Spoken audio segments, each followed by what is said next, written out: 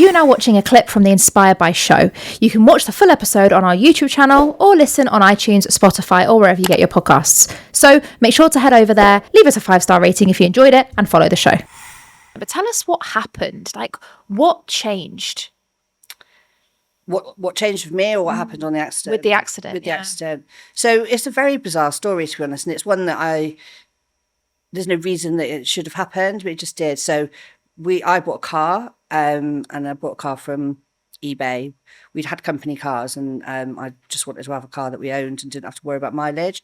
So we travelled to get this car, bought the car, drove it most of the way home. My husband drove it most of the way home. And it was really like what we call, my dad's a car dealer, an old banger. Like it really, really was an old banger, like 700 quid car with some flowers and a little rooftop. And we had been given this company BMW. So at the services, I stopped and said to my husband, look, you drive the nice car, go and pick the kids up, and I'll drive the other car because I chose it. So I felt a bit guilty. So we got back onto the dual carriageway and the car just lost power. And I obviously was in the wrong lane. And it just... no power to the car. And I was like, oh, okay. So I got it to the side of the road.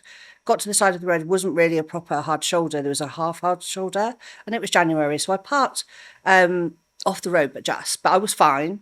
I rang him and said, I don't know, maybe it's run out of petrol. So obviously we were in tandem at that point. So he just went to the petrol station, bought a can of petrol, and then pulled up behind me, about 2 car lengths behind me. I remember being really irritated because he was too far away. I was like...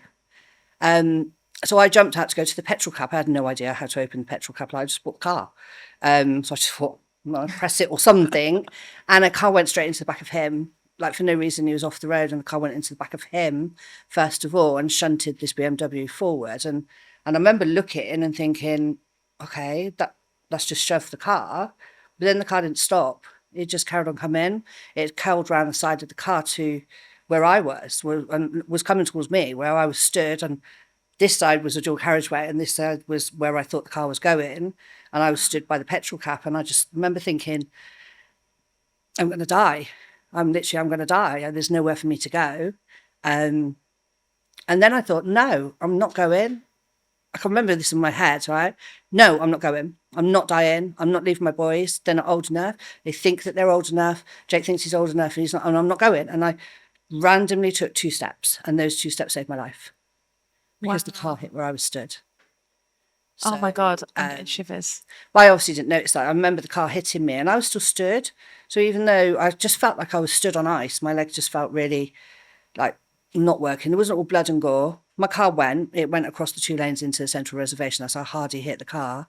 And then it hit my shoulder and it spun me around, and I remember falling onto the ground and then looking up, and I was in the dual carriageway, and I was like, oh God, I'm going to have to move because now I'm really going to get killed. So then I had to crawl to the side of the road, and I got mostly to the side of the road. My husband couldn't get out of the car. All the central locking had gone on. So when he eventually came, he was shouting across the road to where the car was and not where I was. And I was obviously quite winded. So I remember doing a little wave as I'm crawling, kind of, not a jaunty wave, obviously, but a little wave to go, I'm here. Wow. And I got mostly to the side of the road, and then just said to Mike, I don't think I can stand up. I just can't. Bizarrely, I had a tiny cut here, I broke a nail, but that was it. And there was no outward damage. So I didn't know that I'd broken anything. And what I didn't realise is that a van driver had seen what was happening, and he'd stopped the traffic. Wow. And he came into the hospital the next day and he'd seen everything, and he said, those 2 steps that you took saved your life. So I don't know where the steps were. I can't remember that bit. But yeah, so that was really weird because I just thought I was bruised. I remember being in the hospital and I put my leg up in a thing, and I was saying, and all the kids had turned up. I said, I think this leg's bruised. And my son was like, it's not bruised, Mum. It's definitely not bruised. And they'd obviously given me some painkillers and stuff by then, and said, yeah, it's fine, we can operate, and just took me to the ward. And then the next day, for not resilience really, I don't know if it's something that was natural. The next day, the surgeon came to me, and they are really bouncy, these surgeons. They're really excited when they're going to operate on you. And he said, right, got a plan. We're going to be able to fix the leg, but you're not going to be able to use your leg. So I was like, no, that can't happen. And he said, oh. And I said, no. I have a hair salon in a gym. I have 3 children. I can't not have my leg, not have any use of the leg. And he was like, oh, and he went away. Like, I didn't even know that was possible, to be honest. And then he came back the next day and said, right, got a different plan. You won't be able to bend your knee, but you'll be able to use your leg. And I was like, no, that can't happen either. No, just like, I just bought a car and I've got this bruised leg, and now you're telling me that it's going to change my life. And so he went away again. And I can't remember what he said the next day, but eventually he came back, I think in the afternoon the next day, and said, right, we've got a plan. And he said, you'll be able to use your leg. You might not have full bend. We're going to take some bone out of your hip. We're going to form like a little casing to put the bones that are broken back into, and hope that. And then he said, we're going to go quite deep into the hip to get the good stuff. And I was like, oh, not a boiled egg, no more. No, just do that one type thing. And so he did that. And I suppose now when I look back, I think, God, what if I said yes on the first day?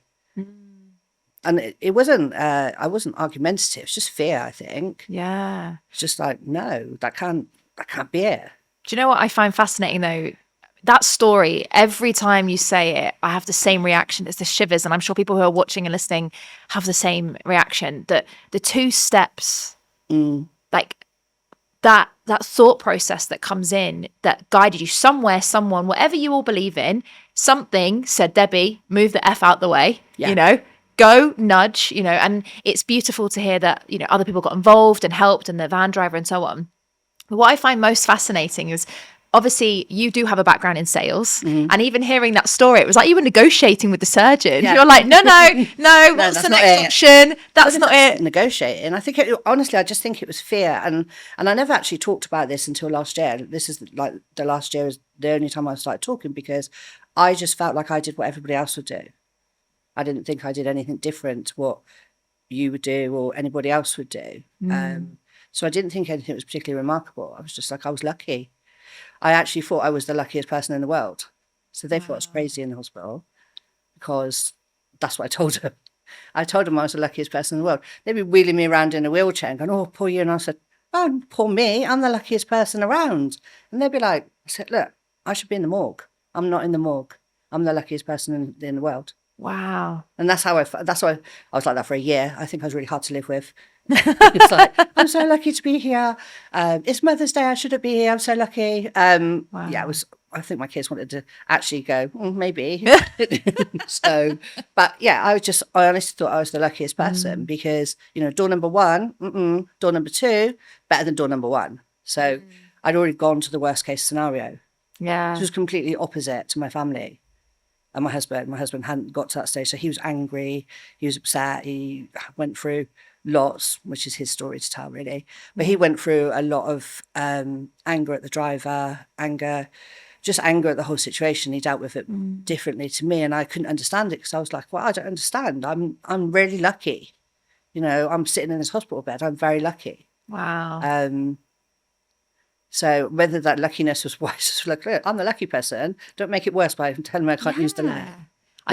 Never really went back to body pump though. I find that really fascinating though, because that comes into the piece of how we all handle adversity. Because like you said, everyone experiences different. And I'm a massive believer in gratitude and appreciation. And the fact that you probably were, to some annoyingly walking around in the wheelchair saying, oh, I'm lucky and being grateful. But because you were going around thinking that, everyone else probably thinking, what is she on? But that, in my opinion, probably had a huge impact on your recovery, because your belief system does drive a lot of, for all of us, it does drive. And if we feel that our luck is there and it's on our side, the likelihood of us actually being able to create, in my opinion, does massively increase. Whereas a lot of people, like you said, your husband, have a different experience. They have different reactions, or how we face things differently.